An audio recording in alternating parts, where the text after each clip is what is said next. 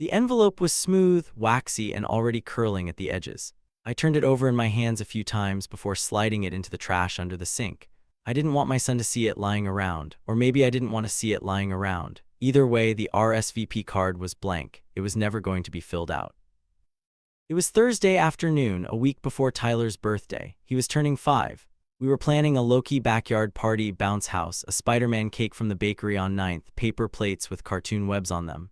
Nothing extravagant, just friends, laughter, and no awkward adults ruining it with tension so thick you could butter toast with it. That's why I didn't invite him. Not my son, not his friends, I mean him, Greg, my mother's new husband. And it wasn't a matter of forgetting, it wasn't a scheduling thing, it wasn't one of those we ran out of chairs excuses. It was intentional. Let me back up. My name's Jason, 34, divorced, working remote IT for a medical logistics company and living in a modest house I inherited from my grandmother, 1-story, 2 bedrooms, fenced yard, perfect for me and my little boy Tyler. My ex-wife Melissa and I split custody evenly. She gets him Mondays and Tuesdays, I get Wednesdays and Thursdays, and we alternate weekends. It's not always easy, the handoffs, the guilt, the silences, but we make it work. Tyler's the glue for all of it. He's the kind of kid who says thank you when you hand him a banana and laughs when he drops it. Easy to love. My mom used to dote on him, used to come by with puzzles, sneakers he hadn't grown into yet, home-cooked meals in Tupperware. She used to braid her fingers in his hair when he sat on her lap and say, "You're my sunshine boy." Then she met Greg. They met at a grief support group about a year after my dad died. He'd passed away from a stroke, quick and cruel, while changing the oil in his truck. My mom unraveled, not in dramatic ways. She still folded laundry and picked up groceries and watered the houseplants, but there was a glaze over her, like someone had turned down the dimmer switch and forgot to turn it back up. Greg entered like a fluorescent light. He was loud, opinionated, and somehow always just kidding after saying something unkind. The kind of guy who would say, "Geez, you're really letting yourself go," then laugh and elbow your side like you were in on the joke. My mom lit up around him. She started wearing bright lipstick again, got a haircut, joined some ridiculous couples pottery class, and I wanted to be happy for her. I tried. But Greg wasn't just an acquired taste, he was the kind of taste that makes you question your tongue. The first time I introduced him to Tyler, he called him Squirt and tousled his hair too hard. Tyler winced. I watched. "You ever play football, Squirt?" "No." "What's with the Spider-Man stuff then, huh? You scared of real sports?" He said it like a joke. I said nothing at the time, just tightened my jaw. Then there was Thanksgiving. Greg brought a bottle of wine and 6 inappropriate political jokes. Then Christmas, he gave Tyler a BB gun, even though I'd told him I didn't want that kind of gift in the house. Mom just said, "Oh, lighten up, Jason." They got married 6 months ago, a small courthouse wedding. I didn't go. They told me 2 days before like it was a casual brunch. My mom texted, "No pressure if you can't make it, sweetheart. We're keeping it simple." That text was a turning point, not because I was excluded, I genuinely wouldn't have gone, but because it made clear where her priorities had shifted. So when it came time to plan Tyler's birthday, I made a decision. I called my mom and said, "You're more than welcome to come, I'd love to have you there, but I'm not inviting Greg." I could hear the silence stretch like taffy on the other end of the line. She cleared her throat, "He's my husband." "And Tyler's 5, I said. "He doesn't feel comfortable around him. I don't feel comfortable around him. It's not the time." "Jason, you can't just erase him from my life." I'm just saying this isn't about you, it's about Tyler, and I need to protect his peace, especially on his birthday." That was the last real conversation we had. 3 days later, an envelope came in the mail. I opened it to find a birthday card for Tyler, generic cartoon dog, $10 tucked inside, and no signature from Greg, just "Love, Grandma." And then a sticky note inside the envelope addressed to me. "Since you've made your choice, I'm going to honor it. Don't expect me to keep playing the role of mother when I'm being treated like an unwanted guest. You've made your boundaries clear, so have I." I stared at it for a while. I folded it up and threw it away. Then I sat down on the porch with Tyler in my lap, and we watched ants crawl across the cement. The thing about being a parent is that you're constantly asked to swallow things. Pride, hurt, anger, sometimes you don't even realize you're doing it until it hits your chest and sits there like a stone. I wasn't angry she picked Greg over a party. I was angry she didn't even pretend to try. That weekend, I set up the backyard early. The bounce house guys showed up a little late. One of them was hungover and kept wiping his forehead on his sleeve. I didn't care. The sun was out, the grass was mowed, and Tyler was spinning in circles with excitement like a top that wouldn't wind down. Melissa came by to help decorate. We'd been divorced almost 2 years, but we had a rhythm now. She knew where the paper streamers were. I knew how to cut the cake right down the middle so it didn't tilt. Guests started arriving around 2. Friends from his daycare, a couple neighborhood kids, a cousin or two from Melissa's side. Parents milled around with soda cups and folding chairs. Laughter spilled from the yard like soap bubbles. But every so often, I caught myself glancing toward the street. She didn't come. No text, no sorry can't make it, no explanation. Tyler didn't seem to notice. But I did. Later that night, when I was washing icing off the table and peeling Spider-Man napkins out of the grass, I found the unopened card again, the one from earlier in the week, the one I'd tossed under the sink. I opened it again just to see if I missed something. Same note, same line, don't expect me to keep playing the role of mother. She didn't just skip the party. She drew a line in the sand. The Monday after the party, I found myself opening the fridge 3 separate times without taking anything out. That's the kind of day it was: brain fog, heart fog, the kind where nothing tastes right even before it hits your mouth. Tyler was back with Melissa for her custody days, and the house felt different without the thump of his little socks running down the hallway. Too quiet. I could still smell the faint sweetness of frosting from the cake box in the trash. There were 2 paper crowns on the kitchen counter. One was Tyler. The other was the one we made together for Grandma, glitter glue, a goofy little G scrawled in pink marker. He had insisted on it the day before the party. Because Grandma needs one too, he said. I hadn't had the heart to tell him she wasn't coming. Now the crown sat there like a joke we forgot to laugh at. I didn't reach out right away. Something in me was still waiting for her to apologize first, or explain, or just act like a mom again. Instead, I got radio silence. No Monday check-in, no how was the party, not even a thumbs-up emoji. But she was active online, that much I saw. A photo posted on Sunday, Greg grilling kebabs in their backyard, beer in hand, captioned, "Our own little celebration. Sometimes your real family is the one you choose." I stared at that sentence for a long time. Real family. She chose him. And now she was saying that part out loud. Melissa called me Tuesday night. "Hey, did your mom come to the party and I just missed her?" I laughed a little too sharply. No, she cut me off. What? She said since I made a choice, she's making one too. Apparently, I disrespected her marriage by not inviting Greg. "Oh my God," Melissa muttered. Then, "Jason, I'm sorry, I don't even know what to say." "Don't worry about it.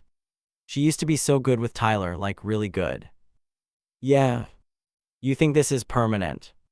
I paused. I don't know, maybe. We sat on the phone in silence for a moment, both not knowing where to put the hurt. Then Melissa said quietly, "You did the right thing." The thing is, I didn't always feel so sure. I'd walk through the grocery store and see grandmas with their grandkids pointing at cereal boxes, kneeling down to tie a shoe, brushing hair out of their eyes, and I'd feel something cave in my ribs. I wasn't angry she wanted Greg in her life. I was angry she couldn't carve out 1 hour for mine. She knew what that party meant. She knew what it meant to Tyler. And still she didn't come. 2 weeks passed. Then came the silence's first crack, a voicemail. I saw her name flash across the screen while I was at the park with Tyler. I let it go to voicemail. Later that night, after Tyler had fallen asleep with half a juice box on the couch, I sat in the dark and hit play. Her voice was tired, measured. "Hi Jason, I know you probably don't want to hear from me, but I wanted to reach out. I've been thinking a lot about everything. I still think it was unfair to exclude Greg. He's my husband. He wants to be part of this family, but I also know I may have reacted poorly. That note wasn't kind. I don't want to fight with you forever. Call me if you want." I played it twice. Then a third time. I didn't call her back. A week later, I saw her at the pharmacy.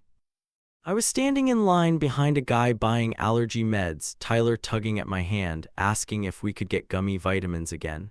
I looked up and there she was in aisle 6, basket in hand, peeking at lotion bottles. She didn't see me at first. And when she did, it was only for a second. She froze, then gave a small, uncertain wave. I nodded, no smile.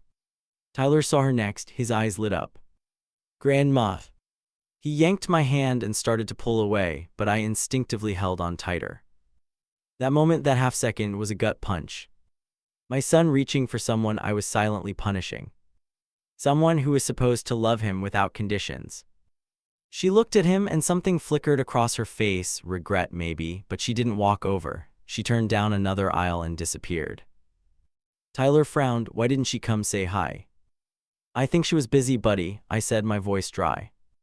He looked down and whispered, she used to always say hi. I bought the damn gummy vitamins. That night I finally texted her. Saw you at the store, Tyler saw you too, you could have said hi. She replied 6 minutes later. I didn't want to make things worse. You already made them worse by pretending he doesn't exist. He's 5, he doesn't get all this adult Cold War stuff. She didn't respond after that. Greg called me the next evening. I let it go to voicemail again. His message was more defensive. Look man, I don't know what your problem is with me, but I'm not going anywhere. Your mom's happy for the first time in years. Maybe take a second to be glad about that instead of holding a grudge.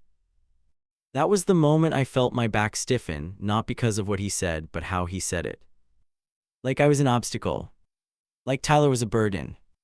Like their marriage had to be accepted wholesale or not at all. A few days later, I got an envelope in the mail. No return address, but the handwriting was my mom's. Inside was a photo. Me as a kid on my 5th birthday. Standing beside a woman who looked younger, lighter, freer. My mom, her arms wrapped around me like I was her entire reason for breathing. On the back of the photo was one line. I don't know how we got here. I sat on the edge of the bed and stared at that photo for a long time. Then I got up, walked to the kitchen, and pinned it to the fridge with a magnet that said "World's Okayest Cook." Because I didn't know how we got here either. But I knew we weren't done yet. It was the 3rd Thursday of the month, one of my Tyler days, when the silence finally gave way to something other than quiet detachment. It started with a knock on the door, not a text, not a phone call, a knock. I was barefoot, wiping spaghetti sauce off Tyler's chin with a damp paper towel when it came. 3 soft thuds, hesitant like the person behind the door didn't fully want to be there. I already knew who it was. Tyler called out, "Is it the pizza guy?" "We didn't order pizza, bud." I opened the door slowly. And there she was. My mom stood on the porch in a beige cardigan that looked like it had lived on the back of her couch for weeks. No makeup, hair tied loosely, and dark circles under her eyes like she hadn't slept well in a while. She held a full-covered baking dish like it was armor. "Lasagna," she said quietly, "your favorite." I stepped aside and let her in. She paused in the doorway, looked around like she was entering a place she didn't have permission to love anymore. Tyler's eyes lit up. "Grandma." He ran to her before I could say anything. She crouched and wrapped him in her arms, burying her face in his shoulder. "I missed you so much," she whispered, voice cracking. He pulled back and smiled. "Did you come to play dinosaurs?" She smiled through watery eyes. "I came to try." I took the lasagna to the kitchen. It was still warm. I placed it on the counter, peeled the foil back slightly, cheese bubbling, top golden brown. She followed me in after a few minutes, slower now. Tyler had dashed off to his room to grab his dinosaur figures. "I wasn't sure if you'd let me in," she said. I didn't answer at first, just leaned against the counter and looked at her. "You didn't come to the party." "I know. You didn't even call him after." She exhaled hard through her nose like she'd been holding in that shame for weeks. I didn't know how. I was angry and embarrassed. I nodded. "He made you choose, and you chose him." "I didn't mean to choose anyone," she said. "I just wanted peace." "But peace shouldn't come at a 5-year-old's expense." She flinched at that. "I know." We sat down at the kitchen table. No one touched the lasagna. Tyler came back with 3 dinosaur toys and insisted we each pick one. I got the Stegosaurus. My mom got the Velociraptor. Tyler, of course, claimed the T-Rex. He roared dramatically, then dashed back off to the living room, leaving us alone again. I miss him, she said. I miss you too. I swallowed hard. You didn't even text to ask how his birthday went, not even the next day. I thought if I reached out, you'd bite my head off. I probably would have, I admitted, but I still wanted you to. She looked down at her hands. Greg's not perfect. God, I know he's not, but he was there for me when I was lost, when I couldn't breathe without crying. He brought light back into my days. I felt alive again. And that's fine, I said. I'm not asking you to divorce him. I'm asking you to acknowledge that Tyler's space, his world, isn't ready for Greg's jokes and dismissiveness. He's a little boy, not a buddy to tease. I didn't see it that way. I kept thinking he'll get used to it. Well, he didn't, and it's not his job to get used to grown men making him feel small. Silence filled the space between us, the kind that wasn't awkward, just heavy, earned. She finally spoke. I want to be in his life. I want to fix this. Then respect his boundaries, I said, and mine. I can do that, she whispered. I will do that. But this isn't something we pretend didn't happen. You left a scar. You can't just show up with lasagna and expect it to melt. I'm not here to melt it, she said. I'm here to sit beside it as long as it takes. The doorbell rang just before sunset. I wasn't expecting anyone. Tyler was already curled up on the couch with his dinosaur blanket, eyes heavy. My mom and I were halfway through soft apologies and half-spoken sentences when the doorbell rang again. When I opened the door, Greg was standing there. He wore a tight smile and a navy windbreaker, hands in pockets, chin slightly raised like he was preparing for war but still hoped for peace. I didn't know she was here, he said. She didn't know you were coming, I replied. We stood in silence. Then he said, I didn't come to fight. Good. He glanced past me into the house. I heard you got my message. I did. He shifted on his feet. I didn't say it well. I've never been good at this stuff, family stuff. No kidding. He nodded, accepting the jab. I was raised on sarcasm and ball busting. It's what I thought was normal. I didn't mean to make your kid uncomfortable. But you did. Yeah, I know, I see that now. I crossed my arms. So what do you want? I want to do better, he said, if you'll let me. My mom came to the door, stood beside me. I glanced at her. She wasn't crying. She wasn't glowing either, just present. She said softly, I didn't know he'd follow me. I didn't, Greg said. I waited an hour. Then I came because if I didn't, I'd stay the problem. I looked between them. Then I said, we're not doing this on my porch. Greg looked confused. You want to be better, start with listening. He nodded. I opened the door wider and said, but Tyler's asleep. You come in, you keep it quiet, you don't talk to him yet. That part will take time. He stepped inside. Not as a guest. But maybe, as someone finally willing to learn the rules of our house. We didn't eat the lasagna that night. Emotions were too raw. Instead, we sat around the table in a strange triangle, me, my mom, Greg, eating cold cereal and passing around truths like salt shakers. They listened. They apologized. They didn't excuse themselves. It wasn't perfect, but it was real. And when they left, I tucked Tyler in, kissed his forehead, and whispered, you're safe here, always. Then I sat on the couch alone, looking at the empty bowls and the silent fridge, and for the first time in weeks, the house didn't feel so divided. It just felt paused. Waiting. 3 weeks passed before anything that resembled normal took root again. Not the old normal that was gone, whatever version of before I remembered, it didn't exist anymore, but a new shape started to form, one where visits were shorter, words were chosen more carefully, and love showed up quieter, not louder. Tyler didn't ask why Grandma hadn't come around in a while. Maybe he sensed something grown-up and uncomfortable had happened. Kids know more than we give them credit for, not the facts, but the feeling. He didn't mention the birthday, didn't bring up the crown she never wore. He just held her tighter the next time she came by. It was a Sunday afternoon when she came again. No lasagna this time, just a jigsaw puzzle and a book on dinosaurs with stickers.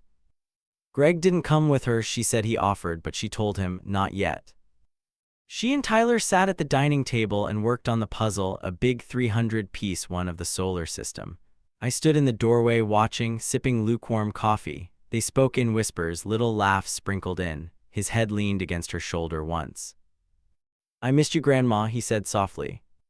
I missed you more, sunshine boy. The name again, the old one, I hadn't heard it in months. It knocked something loose in me.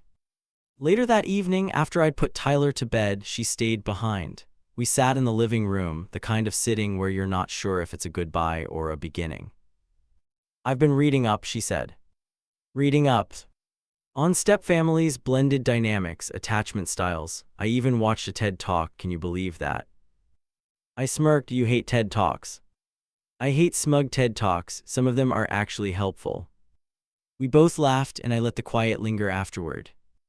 She looked down at her hands. Jason, I want to understand what I did wrong, not just fix it with cake and apologies, but really get it. You didn't protect the boundary, that was the first thing. She nodded.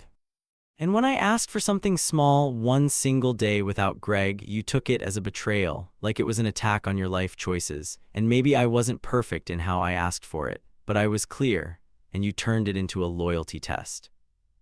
I know. You made me feel like I had to choose between your happiness and my son's safety, and that sucked. She blinked hard. It wasn't fair, I'm sorry. I know you are. She reached into her purse and pulled out an envelope.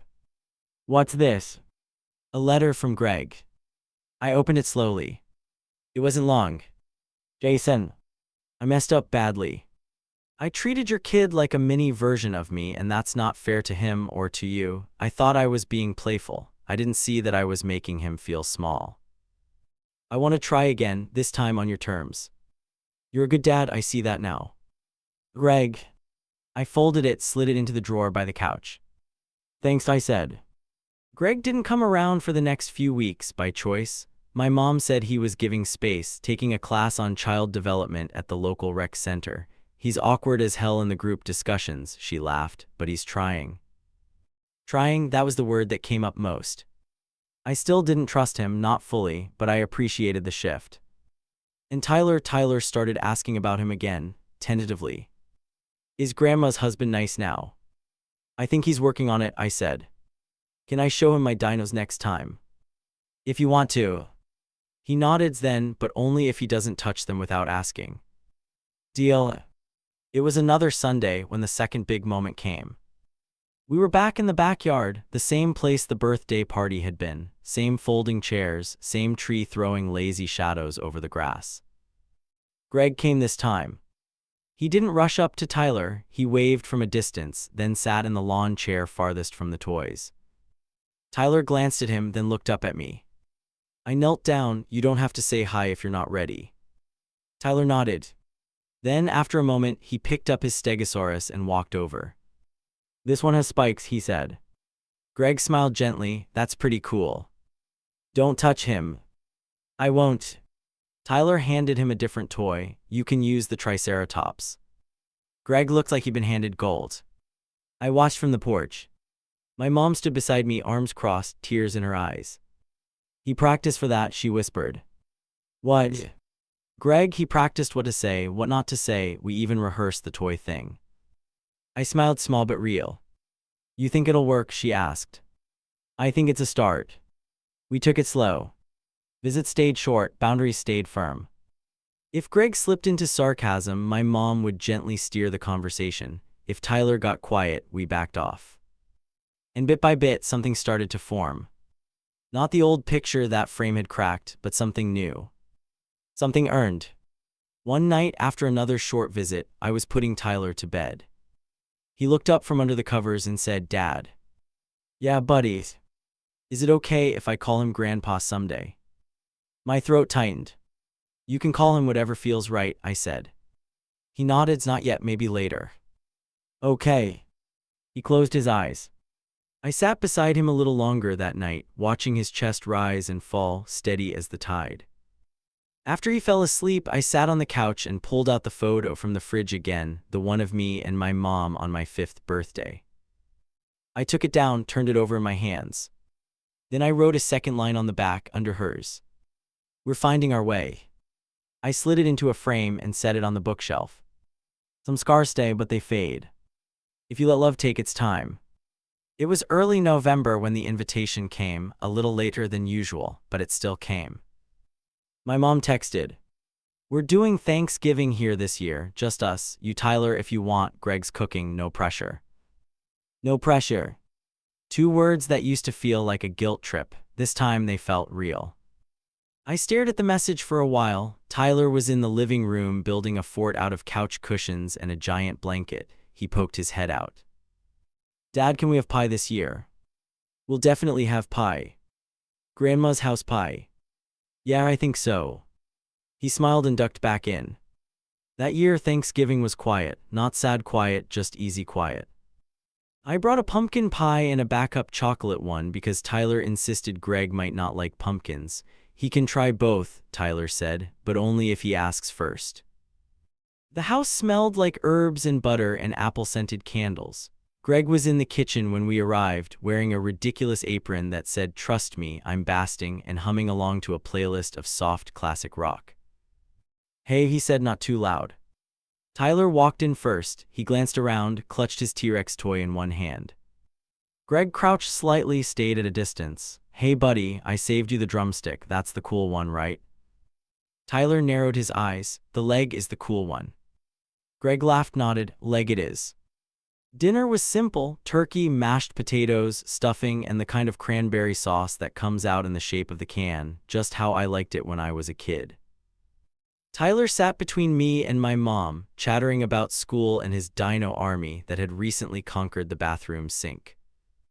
At one point, he reached over and tugged Greg's sleeve. Do you know what a stegosaurus eats? Greg smiled, no idea. Plants, only plants. You'd be a stegosaurus if you were a dinosaur. Is that a good thing? It means you don't eat people, that's good. Well then, I'm honored. Tyler grinned and kept eating. I met Greg's eyes across the table. He didn't say anything, but he nodded, slow and grateful. After dessert, my mom pulled out an old photo album, one I hadn't seen in years. She flipped to a page with me in overalls riding a tricycle in the driveway of our old house. Dad was behind me, hands on the seat, helping me balance. She tapped the picture. He'd be proud of you, you know. I looked at her. You think so? Yeah, she said, her voice warm. He always said you had a quiet kind of strength. You didn't shout, you just showed up.